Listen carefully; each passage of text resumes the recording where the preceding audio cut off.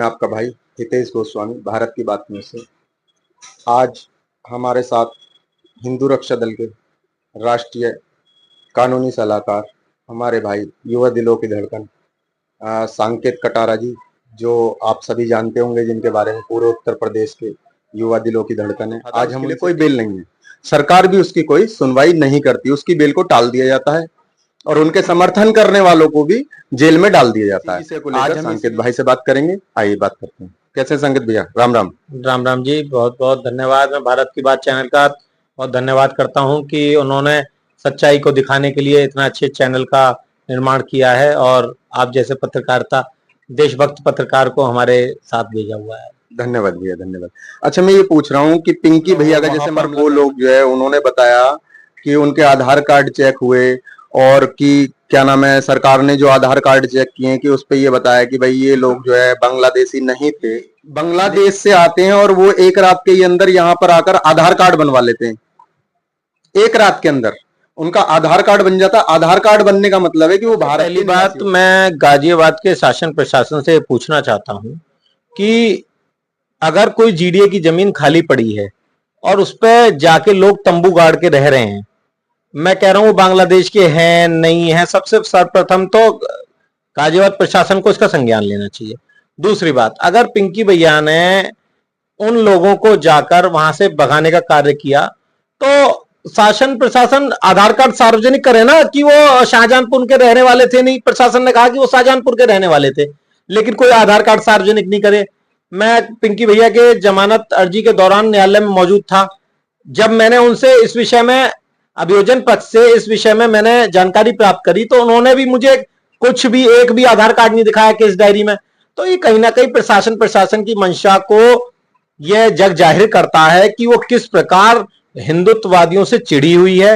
हिंदुत्ववादियों को सरकार में देखना नहीं चाहती है और भारतीय जनता पार्टी तो ये सोचती है कि हिंदू सिर्फ वे ही लोग हैं, हम अगर कोई इंडिविजुअल संगठन चला रहे हैं तो हम हिंदू नहीं है, जिसका खामियाजा आज पिंकी भैया को जेल जाके भुगतना पड़ा। मुस्लिम संगठन हो गए या और संगठन है, वो लोग अपना दावा ठोकते हैं, अपनी सारी चीज मनवाते हैं सरकार से, लेकिन अगर एक हिंदू संगठन उठकर अपनी मांग रखता है और उसके लिए लड़ता है तो हिंदू सरकार के अंदर में ही हिंदू को जेल भेजने का काम सरकार क्यों करती है?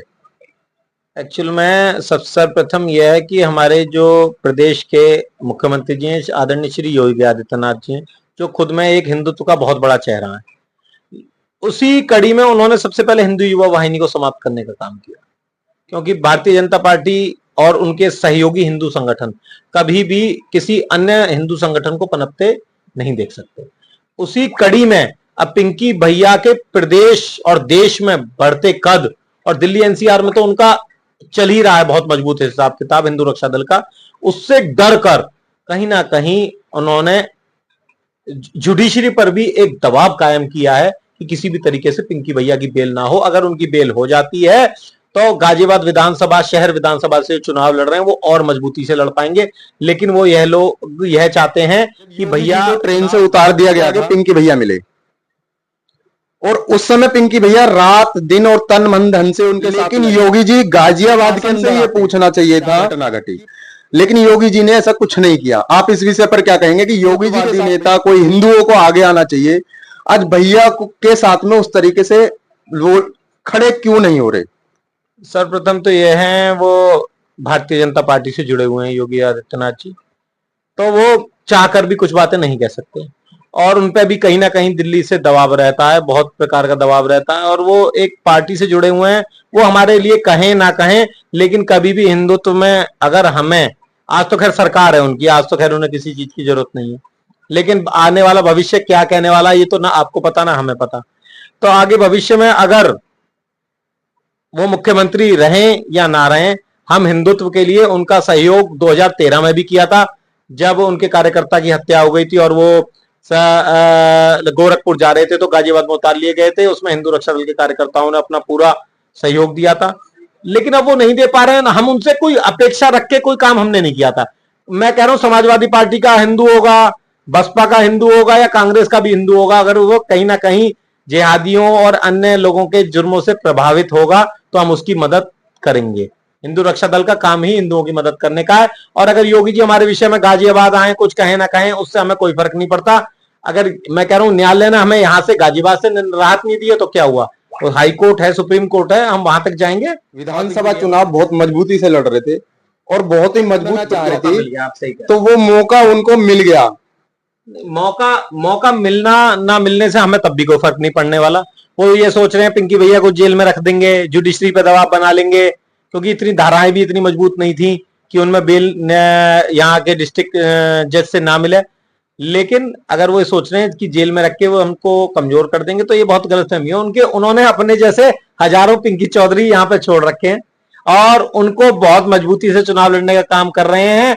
आज भी जेल से पर्चा भरेंगे, जेल से जीतेंगे। जब अमृतपाल जैसे खालिस्तानी आतंकवादी जीत सकते हैं, रशीद इंजीनियर जैसे जो आतंकवादी हैं वो जेल से जीत सकते हैं, तिहाड़ जेल से, और जो चंद्रशेखर आजाद जैसे जो एक पक्ष को गाली देकर, लगातार एक पक्ष को गाली देकर और जिहादियों के सहयोग से जीत सकते हैं, तो पिंकी भैया भी ये मामूली सा विधानसभा चुनाव है, जरूर जी जान लगा देंगे। भाजपा सरकार में ही नगर निगम में बैठे, नगर निगम में बैठने पर कोई नेता नहीं आया, आए राजनीति की रोटी सेकी और चले गए।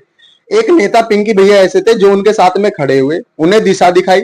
सरकार को ये लग रहा था कहीं पर व्यापारी और जनता मिलके जैसे जन समर्थन मिल रहा था पिंकी भैया को, कहीं वो उनके लिए उसका खामियाजा सरकार को भुगतना। मैं आपको बताऊं तो व्यापारी वर्ग क्या, पूरे गाजियाबाद का हर वर्ग, हर हिंदू और हर प्रकार का काम करने वाला आदमी पिंकी भैया को समर्थन कर रहा था।